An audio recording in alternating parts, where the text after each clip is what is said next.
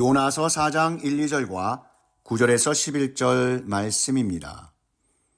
요나가 매우 싫어하고 성내며 여호와께 기도하여 이르되 여호와여 내가 고국에 있을 때에 이러하겠다고 말씀하지 아니하였나이까. 그러므로 내가 빨리 다시스로 도망하였사오니 주께서는 은혜로우시며 자비로우시며 노하기를 더디하시며 이내가 크시사 뜻을 돌이켜 재앙을 내리지 아니하시는 하나님이신 줄을 내가 알았음이니이다. 하나님이 요나에게 이르시되 내가 이 박농쿨로 말미암아 성내는 것이 어찌 옳으냐 하시니 그가 대답하되 내가 성내어 죽기까지 할지라도 옳으니이다 하니라. 여호와께서 이르시되 내가 수고도 아니하였고 재배도 아니하였고 하룻밤에 났다가 하룻밤에 말라버린 이 박농쿨을 아꼈거든. 하물며 이 큰 성읍 니느웨에는 좌우를 분별하지 못하는 자가 12만여 명이요 가축도 많이 있나니 내가 어찌 아끼지 아니하겠느냐 하시니라. 주님이 기뻐하시는 개역, 낮아짐의 영성, 요나서 4장 1, 2절과 9절에서 11절 말씀입니다. 사랑하는 성도 여러분, 오늘은 종교개혁주일로 보냅니다. 종교개혁은 1517년 마르틴 루터가 비텐베르크 성당 그 문에 95개조 방방문을 붙였는데 그의 목적은 단순히 교회를 비판하는 것이 아니라 교회를 하나님 아버지 앞으로 다시 세우는 것이었습니다. 개혁은 언제나 다시 하나님 앞에 서는 영적 운동입니다. 형식의 변화를 넘어 하나님의 마음을 회복하는 일입니다. 그런데 오늘 본문 요나서는 놀랍게도 하나님의 종, 하나님의 사람이 개혁되어야 할 대상임을 보여주고 있습니다. 요나는 선지자였습니다. 하나님의 뜻보다 자신의 의로움에 더 민감했던 사람이었습니다. 하나님께 순종했지만 자신의 자존심은 여전히 무너지지 않았습니다. 요나가 심히 싫어하고 성내며 이 말씀 속에도 이렇게 나오죠. 니느웨가 회개했을 때 요나는 기뻐하지 않았습니다. 그의 입술은 복음을 전했지만 마음은 여전히 닫혀 있었습니다. 요나는 하나님의 자비가 니느웨 성사람들에게 너무나도 크다고 분노했습니다. 왜냐하면 그는 공의보다 은혜가 앞서는 하나님을 이해할 수 없었기 때문입니다. 주께서는 은혜로우시며 자비로우시며 노하기를 더디하시며 인애가 크시사 뜻을 돌이켜 재앙을 내리지 아니하시는 그런 하나님인 줄 내가 알았습니다. 이러한 고백을 아주 아이러니컬하게 합니다. 요나는 하나님의 성품을 정확히 알고 있었습니다. 그러나 그 은혜가 자신에게 임할 때는 큰 기쁨이었지만 타인에게 임할 때는 분노가 되었습니다. 그의 신앙은 아직 은혜의 깊이를 모르는 신앙이었습니다. 그는 하나님을 사랑했지만 하나님의 마음은 담지 못했습니다. 하나님은 요나에게 책망이 아니라 질문으로 다가오십니다. 요나야, 내가 성내는 것이 옳으냐?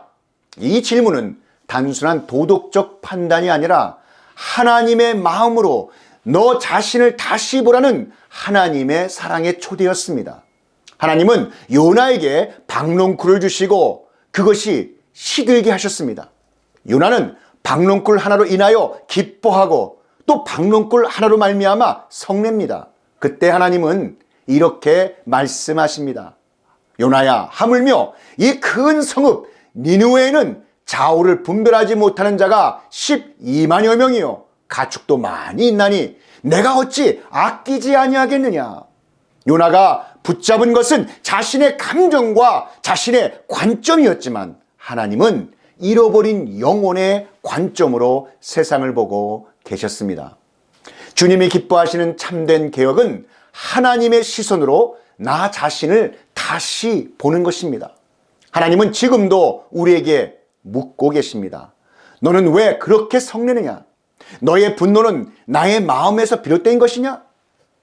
사랑하는 성도 여러분, 낮아짐의 영성, 이 개혁은 내가 옳음을 증명하는 게 아니라 하나님 앞에서 낮아지는 것입니다. 요나는 하나님의 말씀을 전했지만 그의 마음에는 자기 의가 여전히 자리 잡고 있었습니다. 주님이 기뻐하시는 참된 개혁은 남을 바꾸는 운동이 아니라 내 자신이 낮아지는 운동입니다. 예수님은 자신을 비우셨습니다. 하나님의 본체이시나 종의 형체를 가지사 자신을 낮추시고 죽기까지 복종하셨습니다. 빌립보서 2장 6절에서 8절 말씀을 함께 보시겠습니다.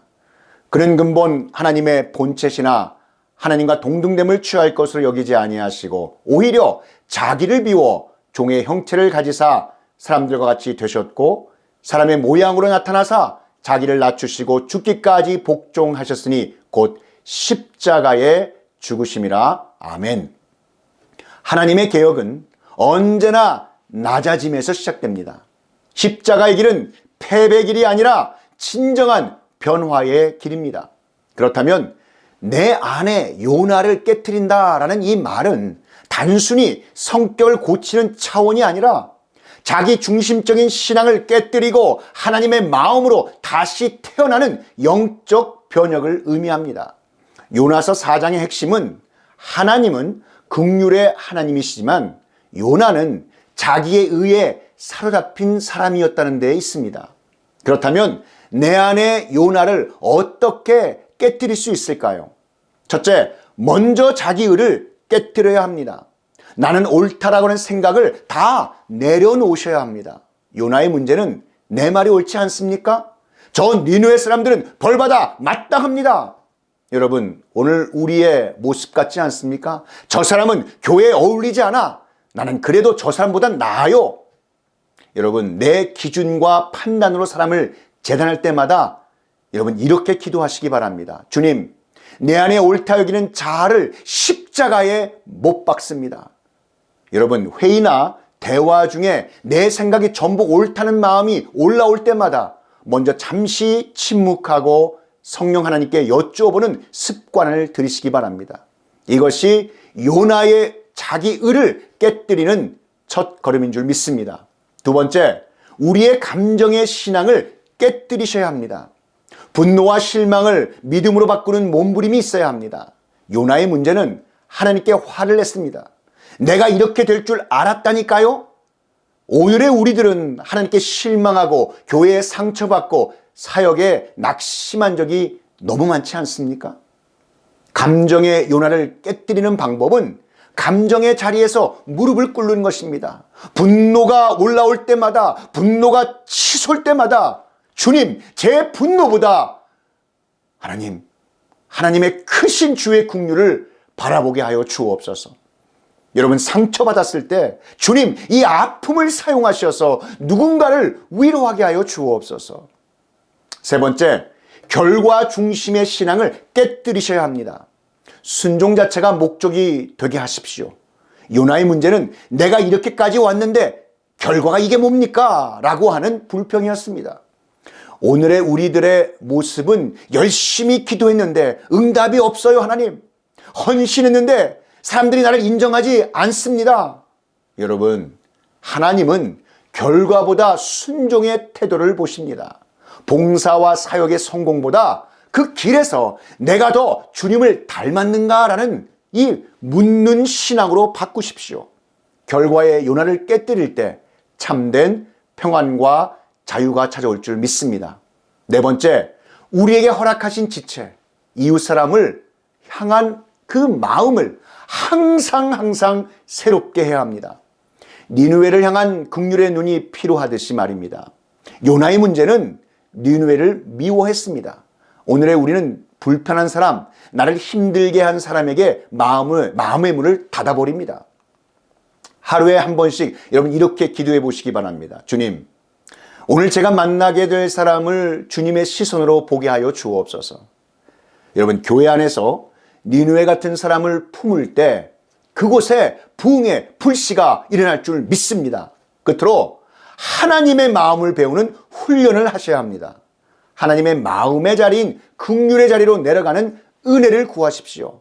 요나의 문제는 하나님보다 자기 감정이 더 중요했습니다. 오늘의 우리는 하나님이 원하시는 것보다 내가 원하는 것을 앞장 세워 일할 때가 많이 있지 않습니까? 여러분, 새벽 기도나 말씀 묵상 때 하나님, 오늘 제가 느끼는 모든 감정 위에 주의 마음을 두게 하여 주옵소서. 하나님의 마음을 배우는 가장 좋은 훈령의 장은 여러분 다른 게 아닙니다. 바로 섬김입니다. 낮은 자리에서의 섬김입니다. 섬김은 나를 낮추고 낮아짐은 은혜를 불러오며 은혜는 결국 요 나를 녹입니다. 사랑하는 성도 여러분, 십자가 앞에서 요나가 무릎을 꿇을 때 하나님 마음으로 다시 서는 교회가 될 줄 믿습니다. 요나서는 끝나는 책이 아닙니다. 요나서는 끝나지 않은 책입니다. 하나님이 요나에게 마지막으로 물으셨습니다. 내가 성내는 것이 옳으냐? 하나님은 오늘 우리에게도 묻습니다. 내가 아직도 내 의, 내 감정, 내 기준을 붙잡고 있느냐? 내 안의 요나를 깨뜨릴 수 있는 유일한 길은 십자가 앞에서의 낮아짐입니다. 그때 우리는 더 이상 심판의 자리에서 외치지 않고 긍휼의 자리에서 눈물로 기도하는 사람이 될 줄 믿습니다. 그것이 바로 하나님이 기뻐하시는 참된 개혁이요, 낮아짐의 영성으로 변화된 하나님의 사람이 되는 줄 믿습니다. 오늘날 교회도 마찬가지입니다. 세상을 향한 개혁보다 자신을 향한 회개의 개혁이 먼저 있어야 됩니다. 참된 개혁은 구조의 개혁이 아니라 마음의 방향을 하나님 아버지께로 돌이키는 것입니다. 주여, 우리 안에 요나를 개혁하여 주시옵소서. 우리가 남을 판단하기 전 우리의 마음의 완악함을 깨뜨리게 하여 주시고, 하나님, 우리가 세상을 정죄하기 전에 세상을 품으신 하나님의 눈물로 세상을 보게 하여 주시옵소서. 낮아짐의 영성으로 다시 주님의 마음으로 나아가는 것이 하나님이 기뻐하시는 참된 개혁인 줄 믿습니다. 이러한 참된 개혁이 저와 여러분의 삶에 충만하시기를 우리 구주 예수 그리스도의 이름으로 축원합니다. 다 함께 기도드리시겠습니다. 사랑의 하나님 아버지, 오늘 우리에게 주신 말씀 감사드립니다. 나의 의로움이 하나님의 자비를, 하나님의 영광을 가리지 않게 하여 주시옵소서.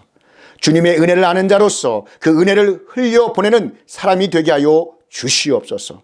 주님, 나의 분노보다 주님의 긍휼이 더 크다는 것을 믿게 하여 주시옵소서. 참된 개혁의 길을 걸으며 십자가의 낮아짐으로 우리 예수님을 닮게 하여 주시옵소서. 이 모든 말씀 우리 구주 예수 그리스도의 이름으로 기도하옵나이다. 아멘.